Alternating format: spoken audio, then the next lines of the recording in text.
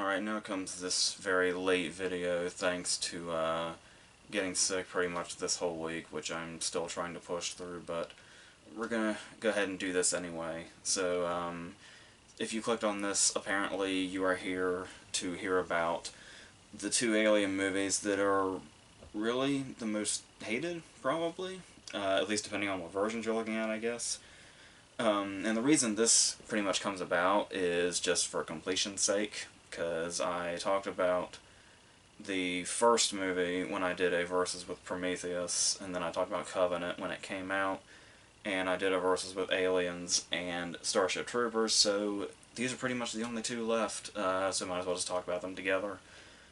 Because I'm really not an Alien vs. Predator fan at all, either one. I know the first one has, some fans, I guess, but those just never worked for me. So, but taking those out of the equation, I feel like I'm in kind of an interesting position when it comes to the whole Alien franchise, because I am not really, like, a massive fan of, like, really any of them. I mean, there's some that I love a lot, but not in, like, this sort of, one of my favorites of the genre kind of way. And the reason that that's interesting is because I don't think between these four and Prometheus and Covenant, I don't hate any of them. Like, and some of them, particularly these two, they're represented here by the Blu-ray box set and the DVD box set. Just to differentiate that there's two we're talking about. These two aren't particularly well liked, and I know that it's very popular to nitpick the shit out of Prometheus and Covenant, which is fine, but Prometheus in particular, I actually really like, but yeah, so I don't really hate any of them, so that's kind of the position I'm coming from when I talk about Alien 3 and Alien Resurrection, which are typically met with ridicule, both of which that I can totally understand, especially in Resurrection's case, but I'm just going to kind of throw how I feel about them out there and see where we land. So, if I'm going to start with the third movie, it's probably worth noting that there's, as you can see on both in the DVD set and the Blu-ray set, there's two versions of each movie, talking about 1 through 4. And sometimes they're considered, like, the better one, like the extended version of Aliens, I think a lot of people have said is better, which it never really made much of a difference to me in regards to any of them, but with 3 in particular, it is basically like a whole other movie, a significantly better movie, which I have to do my best to not accidentally call the director's cut, because to my understanding, because you would think it being, an extended movie and a better movie, I think it's like a half an hour longer, and some scenes are, like, completely different now, like different versions of different scenes, and it's not necessarily a cut that was put together by Fincher, because Fincher hasn't even seen this cut, this extended cut, because he pretty much wants nothing to do with the movie ever again, because what happened to get us down to the theatrical cut was such a terrible experience, and when you look up the whole thing, you can easily see why. So, but I do kind of wonder what his thoughts would be if he saw the extended version, but I totally get, when you read up on the experience, why he would never even want to associate with it again. But to go into it, and that's basically, when we talk about scenes throughout it, we're gonna pretty much be talking about the extended version. So, I do like immediately it sets kind of its own tone by doing a thing that I don't believe any of the others did, even after, which is interesting, which is after it's always kind of, it can be kind of, cheap and obvious, but I feel like there's always something that can be immediately gripping based on what you do with the opening logo, like of the distributor. So, sort of like how X-Men always did its whole thing, where everything faded out except for the X and Fox last.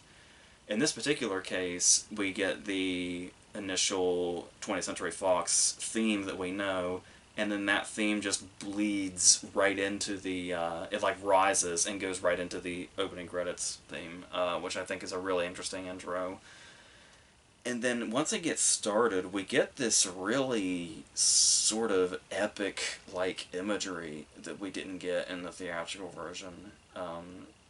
As we're being shown that Ripley is falling out of the sky and onto this prison planet that might as well have this almost Mad Max post-apocalyptic type thing going on. And this is where the movie seemed to immediately lose people.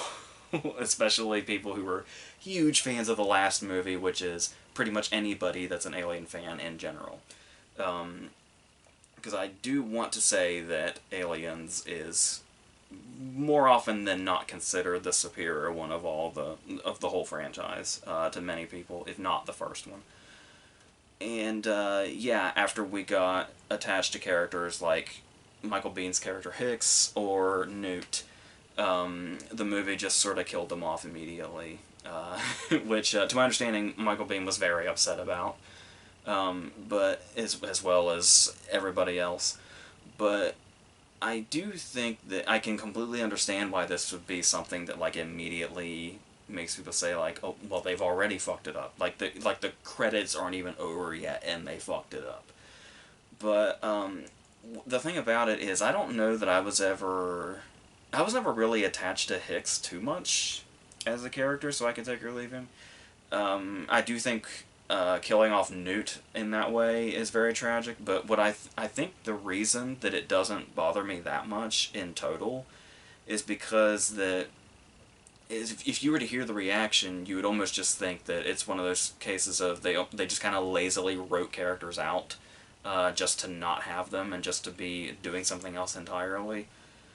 But their deaths play a huge part throughout the movie in regards to how Ripley is as a character now. Like, it's completely changed her in a way to where we're getting what feels like an entirely different performance from Weaver, which is good because it feels developed in a way to where it seems like from her transition from the first movie to the second movie, she had clearly like seen shit, and we got that sort of seasoned way about her, and we kind of saw the transition of her from starting as like, in the first movie she's like the final girl in a horror movie, and then by the end of the second movie she's an action hero, but not just an action hero, like one of the action heroes in movie history.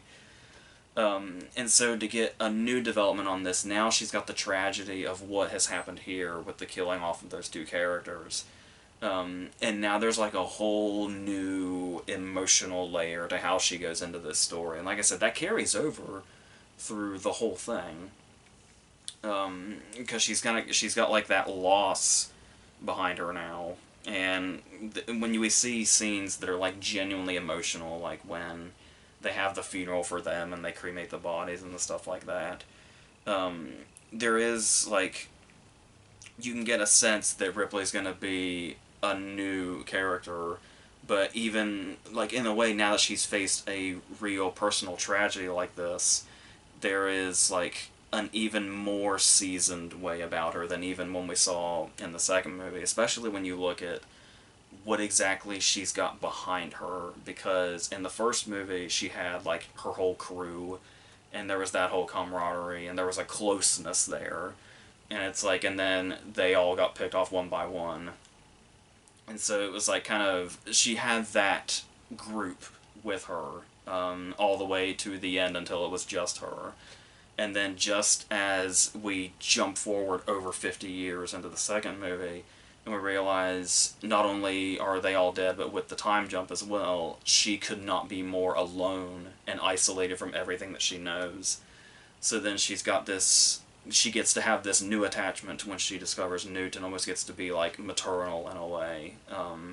And then she has something else to fight for in that instance. So when she loses Newt, by the time we get to the third one, there's this sense of like total and complete isolation all over again, but it sticks.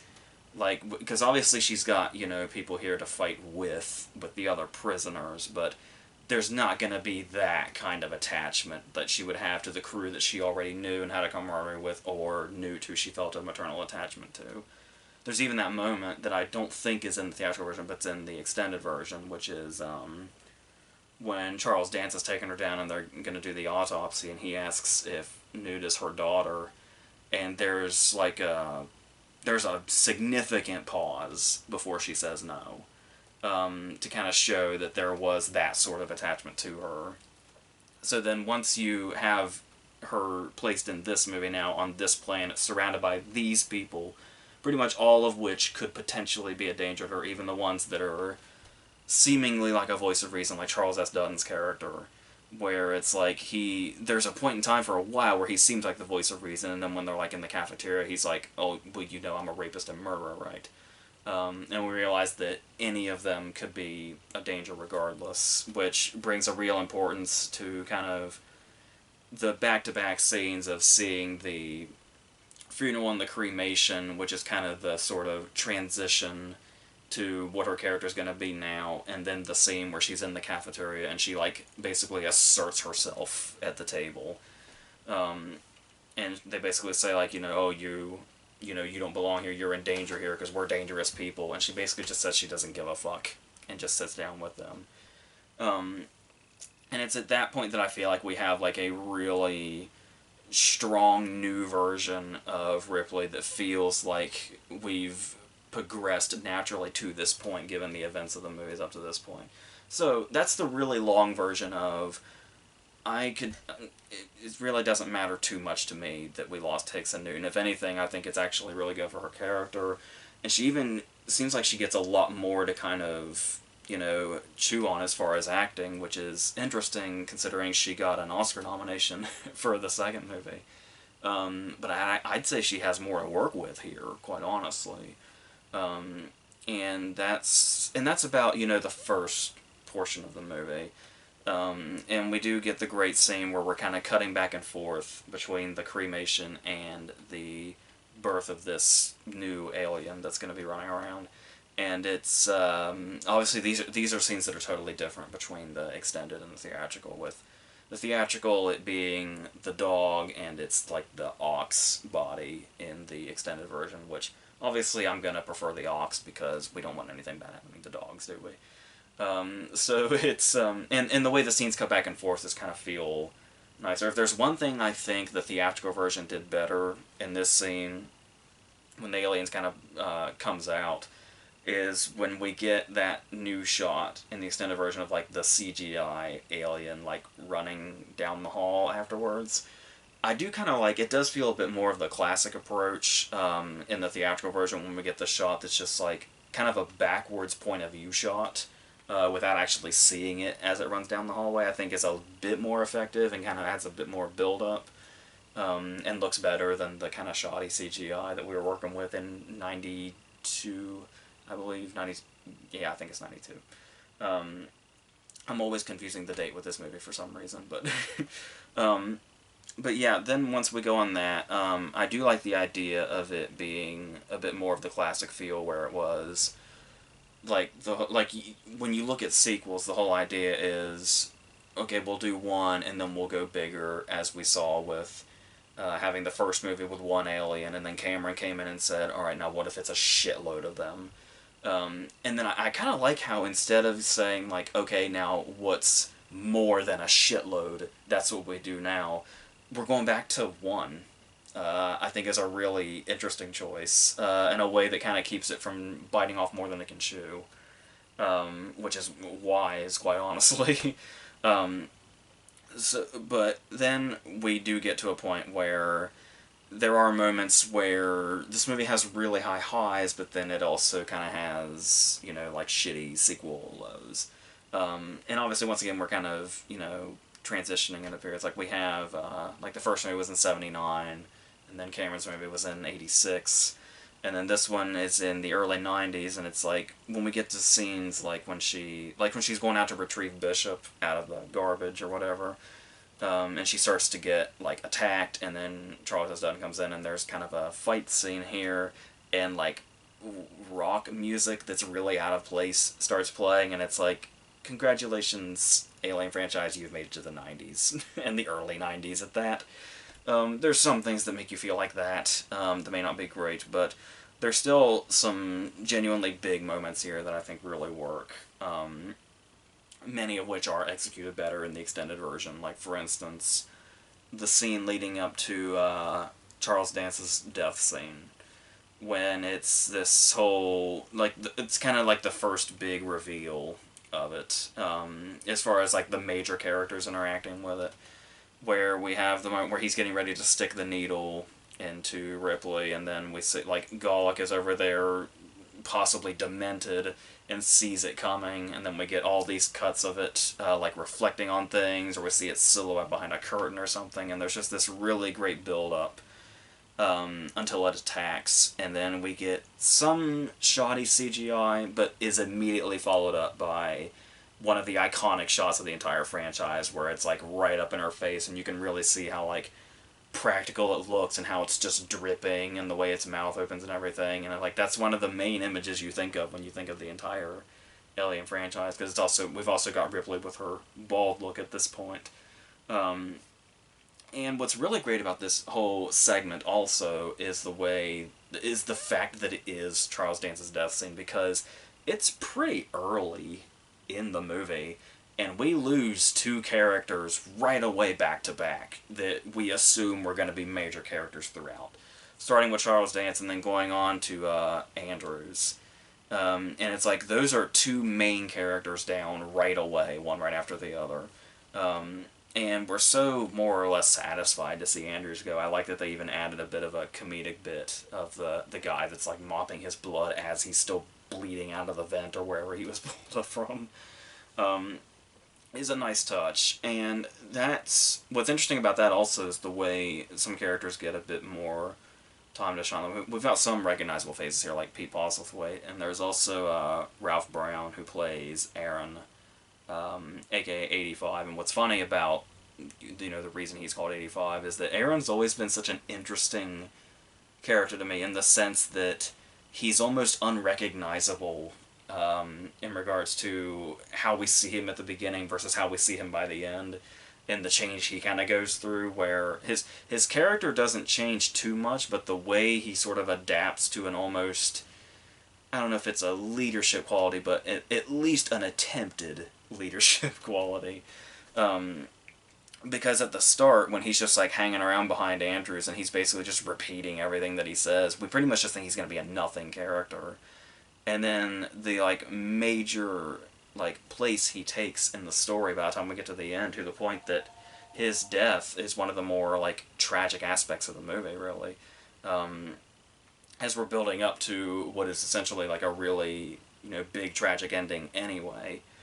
But there are also, like, really big emotional moments here, even after, like, the funeral scene, the cremation scene, and stuff like that, where we see, like, another scene with Aaron, I believe, when when Ripley discovers that there is an alien inside of her, and the way this scene is played and the way she reacts and plays off of it as she sees it, it's like we're actually watching, we get the same feeling as if we were watching, like, a very serious drama, where, like, somebody is getting, like, a terminal diagnosis. And it's like, it's kind of that same, like, you know, feeling in your gut that, like, whatever tragedy is going to happen by the end of this is inevitable.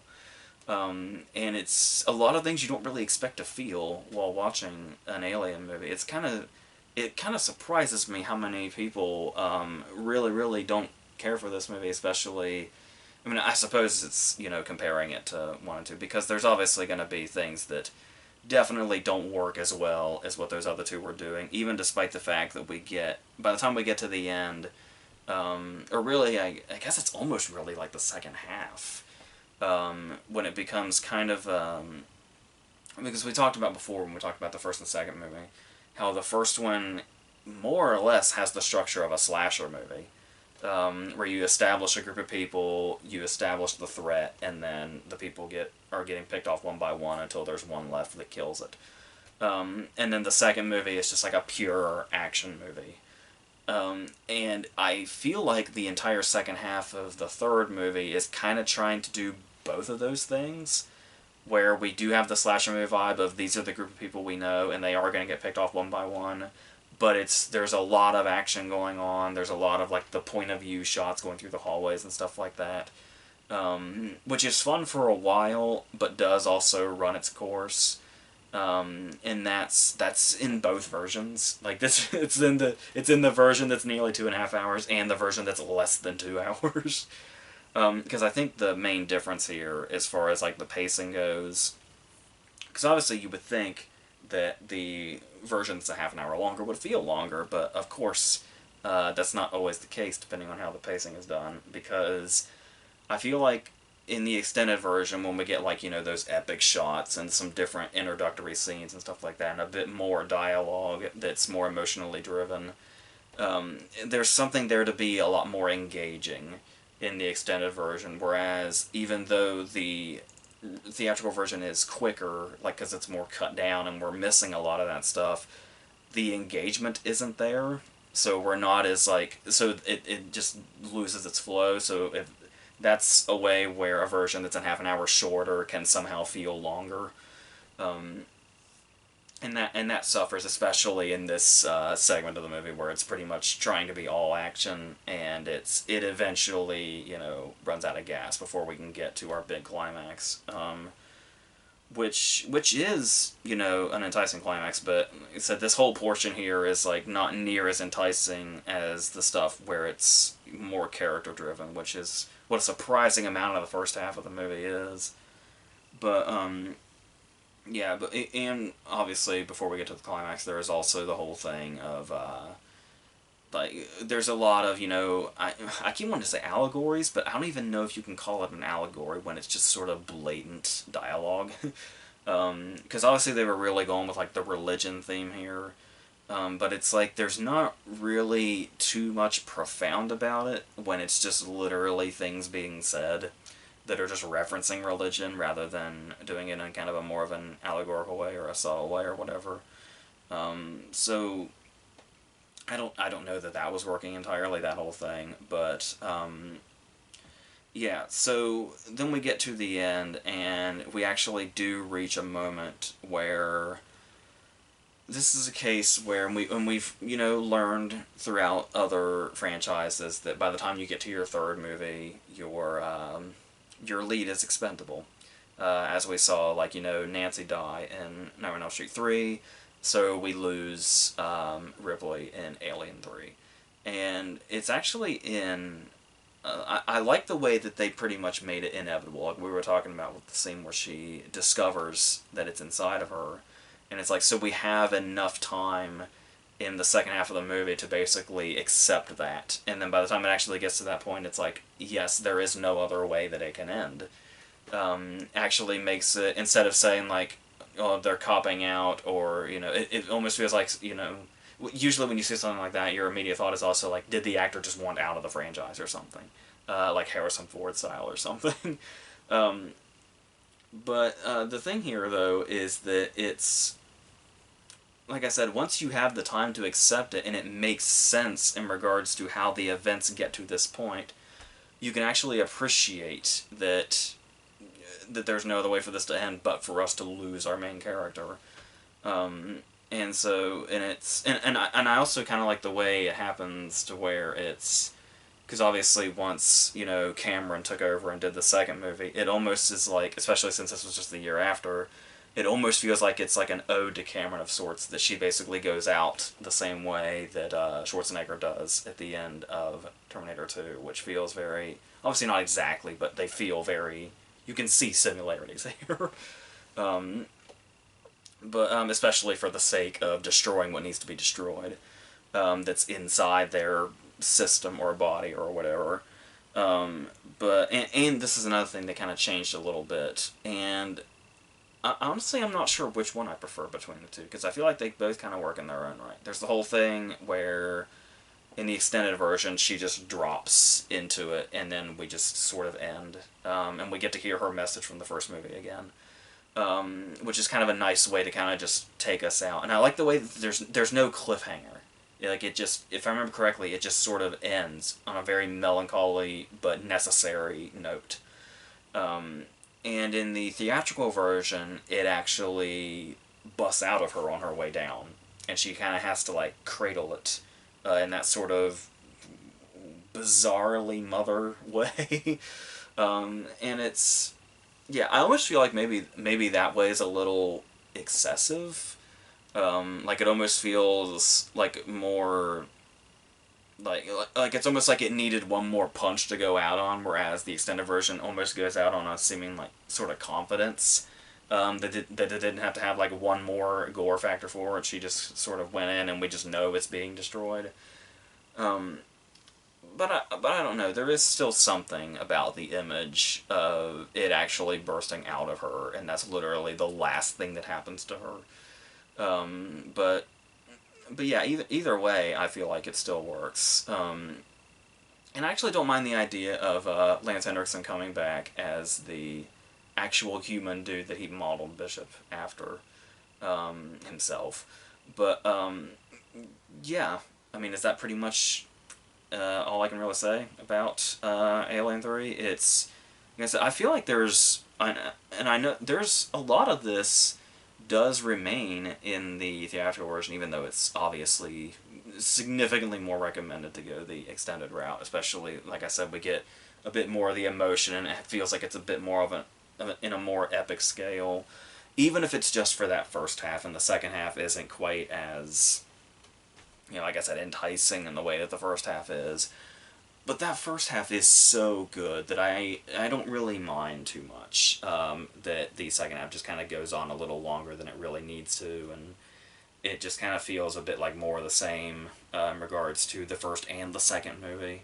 And it kind of feels like it's just kind of sort of hitting the same beats and just sort of dragging itself out, but yeah, there's still plenty here that works for me that I think kind of outweighs that stuff that is maybe a little unnecessary or excessive or whatever. So that's pretty much where I stand with that, I think. So to move on to Resurrection, we're getting another director that we know. Because I said we only briefly talked about Fincher because I'm sure that's how he would want it. But now we have Jean-Pierre Jeunet, who is a very interesting choice for this movie. Who is this I mean, the word visionary is thrown around probably way too much. But whenever I hear the word visionary, Jean-Pierre Jeunet is probably one of the first people I think of. Because his movies are so almost indescribable. They're really just kind of experiences you have to see, especially visually. Delicatessen is amazing. And probably my favorite of his. I know Homilies usually tends to be people's favorite of his. And City of Lost Children is very interesting also, and he's a director you can see a lot of influence down the line with other movies. Stuff like, I don't know if anybody remembers City of Ember, that I think Saoirse Ronan was in it. That basically feels like they completely robbed his style and tried to make it like in a sort of mainstream kind of way. But he's one of those cases where as soon as you see just a frame of one of his movies, you know it's one of his. Unless we're talking about like Alien Resurrection, which is weird. And choking me, apparently. But what's really weird here also, talking about this movie being like a full concoction, is it's an alien movie through Genet's vision, and it's written by Joss Whedon. There's a lot of puzzle pieces here that don't quite fit together.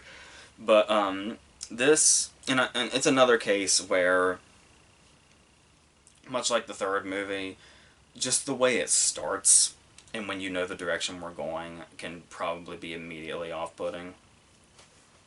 Because let's say you're like me and you didn't hate 3, and let's say that you find the end satisfying.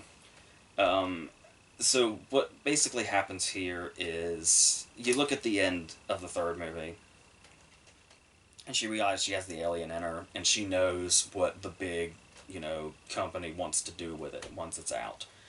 So she knows what Lance Henriksen's here for. He says he's going to kill it, but we know he's full of shit. We know he's going to do something that's a very bad idea that's going to get way too out of control, and nobody's going to be able to stop it once it goes off. So we just need to stop that immediately. Hence the sacrifice of herself, taking the alien with her. So there was a choice there where she had to decide, is it suicide or is it Lance Henriksen, who is probably going to completely ruin this. So basically it seems to mean, in the simplest terms, it's basically like Alien Resurrection's whole setup is, what if she just went with Lance Henriksen? What would happen afterwards? And the way they've sort of weaseled their way out of this is cloning. Way to really think about what the scenario was going to be. So we're jumping like 200 years into the future, and they've somehow cloned her. I think it's like a drop of blood or something. And they've somehow managed to completely reform her with most of her memories intact and the alien inside her intact. So this is one of those cases where you're either with it right away or you're against it right away. And nobody will fault you for either one. If you're willing to just say, alright, this is where we are now, what are you gonna do with it? I'm curious, I'm morbidly curious, let's just find out what you're gonna do with it. But I can also immediately see people immediately getting turned off by that and just saying like, oh well, this is gonna fucking suck and be fucking stupid and not be thinking about any step it's gonna be taking whatsoever. And we're just gonna throw logic out the window and all that other stuff. But, I mean, if we're gonna throw logic out the window right away, why not run with it? You know? Because the thing about it is, talking about, like as far as, like, you know, the visions here already not matching up, like, we got Joss Whedon's words with, you know, Janae's direction, it's like, I don't really necessarily look at Alien Resurrection as an alien movie per se. I mean, there's obviously many aspects of it that clearly are. Like the production design is still relatively similar in many cases, not all cases certainly, but many cases. And the alien designs are still there. And they're interesting in this one also because I do like how like almost kind of disgusting the aliens are in this one. Like, the way it seems like they're, like, constantly, like, wet and slimy and dripping and stuff like that. Like, they went, like, way into that in this one, and I'm kind of okay with that. I like that they're, like, instantly repulsive, while not completely sacrificing their classic look. Even though, obviously, they do, you know, evolve that in certain ways by the end, but as far as just, like, generally what we're looking at throughout the movie, but to me, I just sort of try to take it out of the canon and just kind of see it as like a guilty pleasure, like sci-fi monster movie. And in that case, it's really not, because there's something particularly smart about the first and the second movie in particular. And like I said, there's a lot of emotion in 3 that I feel like gets overlooked. And none of that is here. Like, none of those aspects are here. So if you just take it, like, at face value, I feel like, and it's also the case, I think, in my instance, like, if it weren't for one thing, Alien Resurrection would probably be a movie that is so far gone out of my head, I don't even remember anything about it. But the reason that is not the case is because there was a channel, I think it was Stars, used to play it constantly, and it seemed to be on whenever I got home from school. And for that reason alone, I have seen Alien Resurrection probably more times than I can count, and it's not necessarily because I love it. It's just a movie I happen to have seen many times. I guess I can't even necessarily explain why, since it's not a movie I love by any means. Like, I can't even really bring myself to call it, like, good in any sense, which is where the term guilty pleasure actually comes in, for once. to where I can't even bring myself to genuinely say something overwhelmingly positive about it. But there are things that I do like about it. Like I said, as long as I've almost sort of mentally taken it out of the Alien canon in my head, then I feel like I can just run with it, I guess. But that's like when you look at the cast, for instance, we've got mostly new faces. I think Weaver's actually the only one that's, you know, returning. I do think there. I don't know that Winona Ryder entirely belongs. I mean, you do get the sense, especially with the fact that she's revealed to be an android, that it would make sense if it feels like she doesn't belong. But I think it's just more of a case of she's miscast. But I don't know off the top of my head who I would put in her place, so that's a hard thing to say. But as far as the rest of the cast, we've got Dominic Pinon, who's obviously a regular of Janae's movies. I want to say he's in, if not all of them, certainly most of his movies, but he may very well be in all of them. This is a case where if the fact that he was in this one means he was probably in all of them, has probably been in all of them. And another collaborator of Janae's is Ron Pearlman, who was also in The City of Lost Children. And he's a case where I love the fact that Perlman's both a regular of his and Guillermo del Toro's, because I can almost kind of see like a almost crossing over of worlds here, or a potential crossing over of worlds here a little bit. We've got a very, very unhinged Brad Dourif doing God knows what for most of the movie, but the thing is it's like when you have Brad Dourif, you want him to be unhinged. So when he's like fucking making out with the glass and like having this weird ass connection with the aliens, it's like, yes, this is the Brad Dourif that we love. Just going all out, and that's the thing too, is the movie just has a real camp factor about it. It kind of separates it from the other movies, and this one feels like it goes all in on that, all in on the camp factor, and a lot of that is Brad Dourif, and that's okay, I think, because you've also got Dan Hedaya's character in here as well, and who's got like some comedic touches in here, like the whole like breathing into the identification thing, and he has to do it twice before he can get through the door, because it's not perfect technology. But there's the moment when he gets like a Ray Liotta and Hannibal kind of thing going on, where when he gets killed, he pulls what appears to be a large portion of his brain out of the back of his own head and is able to stare at it before he dies. And it's like, that's the kind of thing where it's like, we are absolutely 100% in camp territory. And I feel like the movie knows it. Like, the movie's so sort of loose about itself that, and Janae's such a director that we know, knows what he's doing. It's gotta be an intentional sort of camp factor. And like I said, if you think that doesn't belong in the Alien franchise, I agree. Which is why I'm saying that it's very easy for me to see it as an almost sort of unrelated thing in itself. But yeah, I mean, I know it's, technically it's canon whether we like it or not, but it's still, if you can separate it, I feel like there's something of value here in regards to, like, the camp sci-fi and stuff like that. There's almost something very old-fashioned about it in that sense. But yeah, we've also got the captain of this crew is the criminally always underutilized Michael Wincott. He of the gravelly devil voice, and I say that in the best way possible. You'll remember he was the bad guy in The Crow, and he was Kent in Talk Radio for the Oliver Stone fans. And once again, he's very underutilized here, but he's still got, this one, it's like when he's talking to Dana Day, and he's got like that sort of, there's this very skeevy conversation about Winona Ryder, and I think he calls her severely fuckable. And it's like, it'd be dialogue that'd just be really dismissive, but any dialogue in Michael Wincott's voice is significantly amplified to kind of amazing. So there is that. And I really wish he wasn't like one of the first ones killed off, but it happens.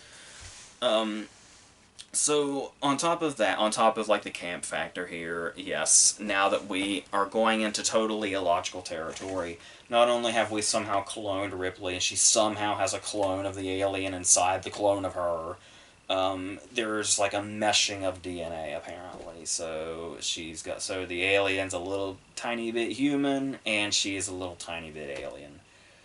So she's able to do a bunch of.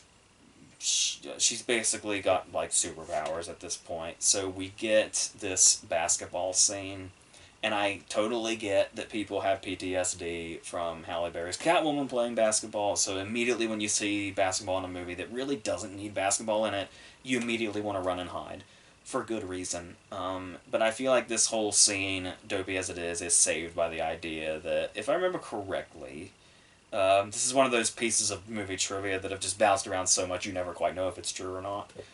But the idea of the scene where Ripley throws the ball behind her and makes it without looking was apparently real. It may or may not have been the first take, and the reason that it immediately cuts after it goes in the basket to a closer shot of Ron Perlman is because they couldn't use the entire cut of her actually making the shot because Ron Perlman broke character when he reacted to it. I really hope that's true, so we're gonna run with that. And like I said, that makes up for any, for the dopiness of the scene being there at all. So there's that. But despite all this, there are some scenes that genuinely work. Like when Ripley goes into the lab where all of the failed clones are. That is that is a terrifying scene, and I have no shame in saying that. That scene is disturbing as fuck, and I hate watching it, but it's effective for that. Like that's the reason that it works. Um, and there's something almost like Frankenstein like about it, in like the tragedy of it, and the fact that it's dispatched with fire, and all that stuff. So scenes like that do work, but for the most part, like the third movie, eventually its main intent is to be an action movie, and that's where it can get kind of dull after it goes on for a while. We get some new things. Like we get like that underwater scene. Is kind of has kind of a new and fresh feeling to it in regards to the franchise itself. But we also get scenes like when they're like climbing up the ladder or whatever, and Perlman has to like swing down and shoot the alien, and it's like it goes from like it's we're getting 90s sci-fi by way of like 80s action movie, and it's a little weird, especially that little punctuation mark to the scene where he gets startled by a spider. After all that, I don't know what that's about, but that's probably Whedon. Like if it's something that's supposed to be comedic yet doesn't feel like it belongs at all, say hello to Joss Whedon. So, um, which isn't always a bad thing. I know people like to hate on him for it, but I know a lot of people love to absolutely praise him for it. But there's cases where it's pretty clear, I think, to most people when it belongs and when it doesn't, and there's a lot of times in this where it's like, why the hell did Joss Whedon write this? Like, why? Who thought of him to do this? Because I feel like he's kind of split down the middle. Like he's mainly known for like his little comedic bits and all that. But he's also obviously clearly a huge creative mind. It's just that he doesn't seem to know when to stick to one and not try to bring in the other as much. And you know which order those go in. So, in talking about, when we get, like, a lot of human stuff, it feels like, in the third movie, like, a lot of emotion, stuff like that. And, all of them, but when it comes to that stuff being absent in this one, I do feel like that there's no better example of that being missing when you see, and you can say it's the characters and you can't go around that, but it's like, given the choices that were made to get us to this point is where I think the problem lies in regards to it not feeling very human when it comes to the characters interacting, which is much stronger in this franchise than you would expect it to be when you know the concept of the franchise.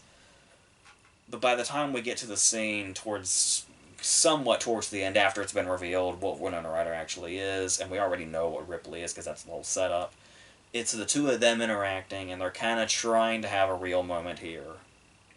So we're watching two characters by themselves in one room trying to have a real moment.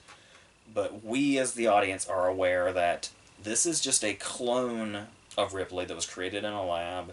And Winona Ryder is not only a robot, but a robot that was made by robots, as Raymond Cruz, aka Tuco from Breaking Bad, tells us.